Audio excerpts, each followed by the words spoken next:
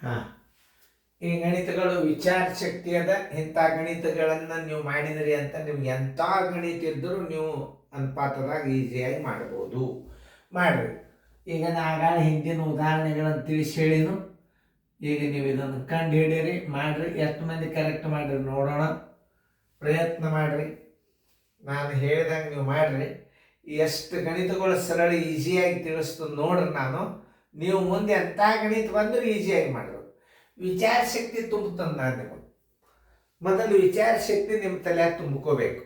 ಆಮೇಲೆ ಗಣಿತ ತಾವೇ ಬರ್ತಾವೆ. ಸರ್ ಹೆಂಗೆ ತಿಳಿಸ್ತಾರೆ, ಹೆಂಗೆ ತಿಳಿಸಿ ಹೇಳ್ತಾರೆ. ಸುಮ್ಮನೆ ತಿಳಿಸಿ ಹೇಳ್ತಾನೆ ಸುಮ್ಮನೆ ಕೊಡಬಾರ್ದು ವಿದ್ಯಾರ್ಥಿಗಳು. ಲಕ್ಷ ಕೊಟ್ಟು ನೋಡ್ರಿ. ವಿಡಿಯೋ ಆನ್ ಮಾಡಿರಿ. ಒಂದು ಕುಟುಂಬದ ಖರ್ಚು ಮತ್ತು ಉಳಿತಾಯದ ಅನುಪಾತ ನೋಡ್ರಿ. ಖರ್ಚು ಮತ್ತು ಉಳಿತಾಯದ ಅನುಪಾತದ ಅಂತಂದ್ರೆ ನೀವು ಆದಾಯದ ಅನುಪಾತ ಕಂಡುಹಿಡಿಲಿಕ್ಕೆ ಬೇಕು. ಇದೇ ಮೇನ್. ಇಷ್ಟು ನೀವು ಬೇಸಿಕ್ ತಿಳ್ಕೊಂಡ್ಬಿಟ್ರಿ ಬೇಕಾದಂಥ ಅನುಪಾತ ಲೆಕ್ಕಗಳಿರ್ಲಿವು. ಅನುಪಾತದ ಮೇಲೆ ವಿಸ್ತೀರ್ಣ, ಅವು ವಿಸ್ತೀರ್ಣ ಲೆಕ್ಕದಾಗ ಹಾಕ್ತಾನೆ ನಾವು ಅನುಪಾತಗಳನ್ನು. ಈಗ ಸದ್ಯ ನಾವು ಅನುಪಾತವನ್ನು ಕಂಡುಹಿಡಿಯುವಾಗ ಇಲ್ಲಿ ಕೊಟ್ಟಂಥ ಸಂಗತಿಗಳೇನು, ಖರ್ಚು ಮತ್ತು ಉಳಿತಾಯ ಕೊಟ್ಟಾನ. ನೀವು ಆದಾಯದ ಅನುಪಾತ ತಕ್ಕೋಬೇಕು. ಹೆಂಗೆ ತಕ್ಕೊಳ್ಳೋದು ನಾ ತೋರಿಸ್ತೀನಿ ನೋಡ್ರಿ. ಖರ್ಚಿನ ಅನುಪಾತ, ಖರ್ಚು ಅನುಪಾತ, ಖರ್ಚು ಅನುಪಾತ. ಮೊದಲು ಏನು ಬರ್ದಾನ ಅದನ್ನೇ ಬರಿಬೇಕು ನೀವು. ಖರ್ಚು ಅನುಪಾತ 7.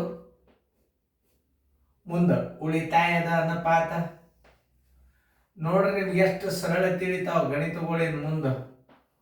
ಉಳಿತಾಯದ ಅನುಪಾತ ಬರೋಬ್ಬರಿ ಡ್ಯಾಶ್ ಹಾಕಿರ್ತಾನ. ಬರೋಬ್ಬರಿ ಎಷ್ಟು? 2. ಖರ್ಚು ಉಳಿತಾಯವನ್ನು ಕೂಡಿಸಿದ್ರೆ ಏನು ಬರ್ತದ? ಆದಾಯದ ಉಳಿತಾಯ ಬರ್ತದ.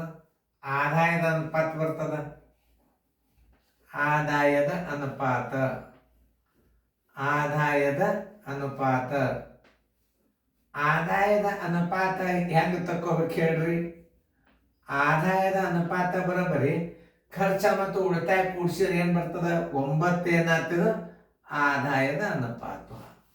ಇವು ಈ ನಮೂನಿ ನೀವು ಸಂಗತಿಗಳನ್ನು ನೀವು ತಕ್ಕೊಂಡ್ರಿ ಅಂದ್ರೆ ಮುಂದೆ ನಿಮ್ಗೆ ಎಷ್ಟು ಸರಳ ಬರ್ತದೆ ಗಣಿತ. ನೀವೇ ನೋಡ್ರಿ. ಈ ಸಂಗತಿಗಳನ್ನು ಖರ್ಚು ಮತ್ತು ಅನುಪಾತ ಕೂಡಿಸಿದ್ರೆ ಆದಾಯದ ಅನುಪಾತ, ಈ 3 ಸಂಗತಿಗಳನ್ನು ನೀವು ತಕ್ಕೊಳ್ಳಿಕ್ಕೆ ಬೇಕು. ಅಂದ್ರೆ ಯಾವುದು ಪ್ರಶ್ನೆ ಕೊಡ್ತಾನ ಅದನ್ನ ಉತ್ತರ ಕಂಡು ಹಿಡ್ಲಿಕ್ಕೆ ಬರ್ತದೆ. ಮುಂದೆ ಏನು ಕೊಟ್ಟಾನ ನೋಡ್ರಿ. ಆದಾಯ ಕೊಟ್ಟು ಬಿಟ್ಟಾನ. ಹಚ್ಚಿದ್ರ ಮುಂದೆ ಆದಾಯ ಎಷ್ಟದ? 7,200 ರೂಪಾಯಿ ನೋಡ್ರಿ. 2,700 ರೂಪಾಯಿ ಜರ್ ಆದಾಯನ ಎಲ್ಲಿ ಹಚ್ಚಲಿಕ್ಕೆ ಅದರದ ಅನುಪಾತೇ ಇಲ್ಲ. ಆದಾಯದ ಅನುಪಾತ ಇಲ್ಲ. ಅದಕ್ಕೆ ನಿಮ್ಮ 3 ಸಂಗತಿಗಳನ್ನು ತಕ್ಕೋರಿ. ಖರ್ಚಿನ ಅನುಪಾತ ಕೊಟ್ಟಾನ 7 ಆಯ್ತು. ಉಳಿತಾಯದ ಅನುಪಾತ 2 ಆಯ್ತು. ಆದಾಯದ ಅನುಪಾತ 7. ಖರ್ಚು ಮತ್ತು ಉಳಿತಾಯ ಕೂಡಿಸಿದ್ರೆ ಆದಾಯ ಆಗ್ತದ, ಸಂಬಳ ಆಗ್ತದ. ಆಮೇಲೆ ಏನು ಕೊಟ್ಟಾನ? ಆದಾಯ ಕೊಟ್ಟಾನಂದ್ರೆ ಇಲ್ಲಿ ಹೆಚ್ಚಿದ್ರು ತಪ್ಪು, ಇಲ್ಲಿ ಹೆಚ್ಚಿದ್ರು ತಪ್ಪು. ಇವುಗಳ ಮೊತ್ತಕ್ಕೆ ಹಚ್ಚಬೇಕಾಗ್ತದ. ಆದಾಯ ಇಸ್ಕೊಳ್ಟು ಖರ್ಚು ಪ್ಲಸ್ ಉಳಿತಾಯ. ಆದಾಯ ಇಸ್ಕೊಳ್ಟೇನು? ಖರ್ಚು ಪ್ಲಸ್ ಉಳಿತಾಯ. ಸಂಬಳ ಇಸ್ಕೊಳ್ಟು ಖರ್ಚು ಪ್ಲಸ್ ಉಳಿತಾಯ. ಏನು ಕೇಳ ನೀನು ಮುಂದೆ ಹೋದ್ರಿ. 9 ಉಳಿತಾಯ ಎಷ್ಟು? 9 ಆದಾಯ ಆತಲ್ಲ. 9 ಆದಾಯ ಇದ್ದಾಗ 9 ಆದಾಯ ಇದ್ದಾಗ 9 ಆದಾಯ ಇದ್ದಾಗ ಉಳಿತಾಯ ಎಷ್ಟದ? 2 ಉಳಿತಾಯ.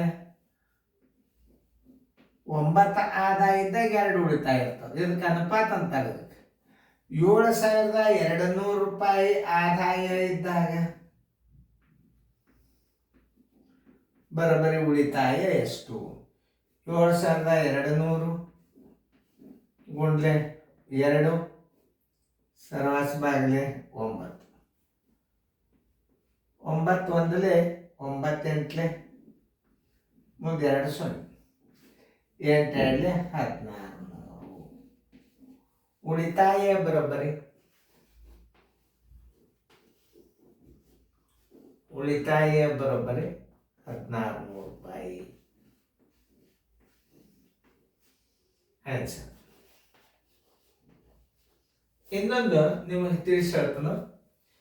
ಅಕಸ್ಮಾತ್ ಉಳಿತಾಯ ತಕ್ಕೊಂಡ್ರಿ ಅಂತ ತಿಳ್ಕೊರಿ, ಖರ್ಚು ತೆಗಿಬೇಕಾದ್ರೆ ಆದಾಯದೊಳಗೆ ನೀವು ಉಳಿತಾಯ ಕಳೆದ್ರಿ ಅಂದ್ರೆ ಖರ್ಚು ಬಂದ್ಬಿಡ್ತದ. ಮುಂದೊಂದು ಲೆಕ್ಕ ಕೊಟ್ಟಂದು ಮಾಡ್ರಿ, ಪಟ್ನೆ ಮಾಡ್ರಿ, ಯಾಕಂದ್ರೆ ವಿಡಿಯೋ ದೊಡ್ಡದಾಗ್ತದೆ. ಓಕೆ, ಎಲ್ಲಾರು ಮಾಡೋದಾಯ್ತಾ?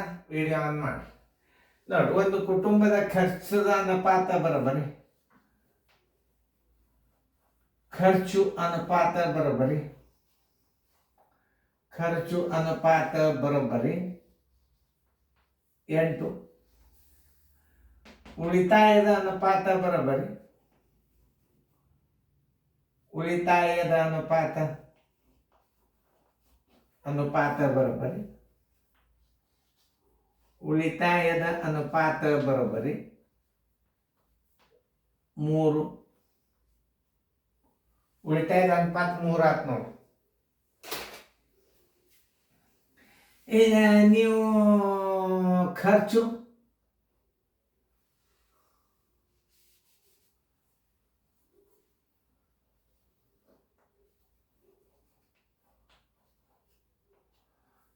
ಬರೋಬ್ಬರಿ ಎಷ್ಟು? 3.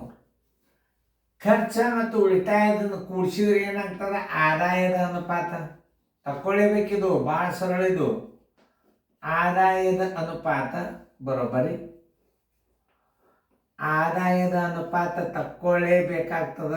ಯಾಕೆ? 8 1 3 ಎಷ್ಟಾಯ್ತು? 11 ಆಯ್ತು. ಏನು ಕೊಟ್ಟಾನು ನೋಡ್ರಿ ಅಲ್ಲೇ ನೋಡಿ. ಉಳಿತಾಯಕ್ಕೆ ಬಂದದ. ಉಳಿತಾಯ ಎಲ್ಲಿ ಅದ? ಉಳಿತಾಯದಕ್ಕೆ ಇಲ್ಲಿ ಬಂದ. ಉಳಿತಾಯ ಎಷ್ಟದ? 2400 ರೂಪಾಯಿ ಅದ ನೋಡ್ರಿ. ಎಷ್ಟು ಸರಳ ಅದ ಇದು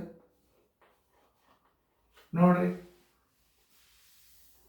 ಉಳಿತಾಯ 2400 ಆಯ್ತು. ಈ ಸಂಗತಿ ಮೇಲೆ ಬೇಕಾದ ಕಂಡು ಹಿಡಿಬೋದು. ಏನು ಕೇಳೋಣ?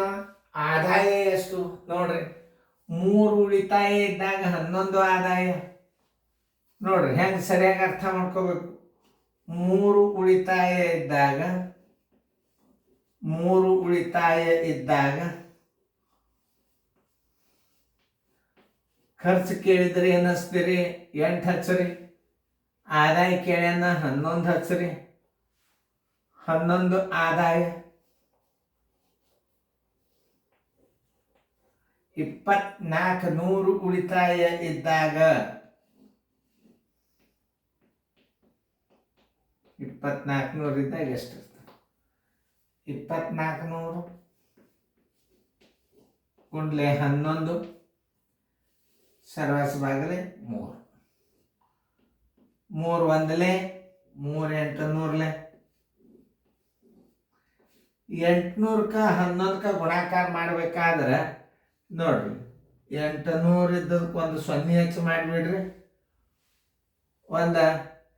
800ಕ್ಕೆ 11ಕ್ಕೆ ಗುಣಾಕಾರ ಮಾಡಬೇಕಾದ್ರೆ ಒಮ್ಮೆ 10ರಲ್ಲಿ ಗುಣಾಕಾರ ಮಾಡ್ರಿ, ಒಮ್ಮೆ 1ರಲ್ಲಿ ಗುಣಾಕಾರ ಮಾಡಿಬಿಡ್ರಿ. ನೋಡ್ರಿ ಎಷ್ಟು ಸರಳ ನೋಡ್ರಿ. 8,800 ರೂಪಾಯಿ ಆತಿಲ್ಲ ನೋಡ್ರಿ. ಹೆಂಗೆ ಮಾಡಬೇಕು? 800ಕ್ಕೆ ಒಮ್ಮೆ 10ರಲ್ಲಿ ಗುಣಾಕಾರ ಮಾಡ್ರಿ, 8,000 ಆಯ್ತು. ಒಮ್ಮೆ 1ರಲ್ಲಿ ಗುಣಾಕಾರ ಮಾಡ್ರಿ, 800 ಆಯ್ತು. ಬರೋಬ್ಬರಿ 8,800 ರೂಪಾಯಿ ಆದಾಯ. ಆನ್ಸರ್ ಆದಾಯ 8,800 ರೂಪಾಯಿ ಆದಾಯ.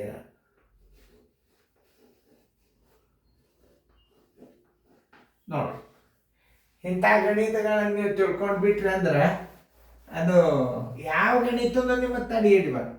ಇದಕ್ಕೆ ಸೀರಿಯಲ್ ಅಂತಾರೆ. ಇಂಥ ಸೀರಿಯಲ್ ಅಭ್ಯಾಸ ಮಾಡಿದ್ರಿ ಅಂದ್ರೆ ಈಸಿಯಾಗಿ ಎಲ್ಲ ಅಭ್ಯಾಸ ಪಾಸ್ ಆಗ್ತೀರಿ. ಬ್ಯಾಂಕಿನ ಪರೀಕ್ಷೆ ಪಾಸ್ ಆಗ್ತೀರಿ, ನವೋದಯ ಸೈನಿಕ್ ಸ್ಕೂಲ್ ಆಗ್ತೀರಿ.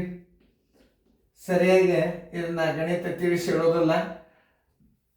ಯಾಕಂದ್ರೆ ವಿಡಿಯೋ ದೊಡ್ಡದಾತಂದ್ರೆ ನಿಮಗೆ ತೊಂದರೆ ಆಗ್ತದೆ.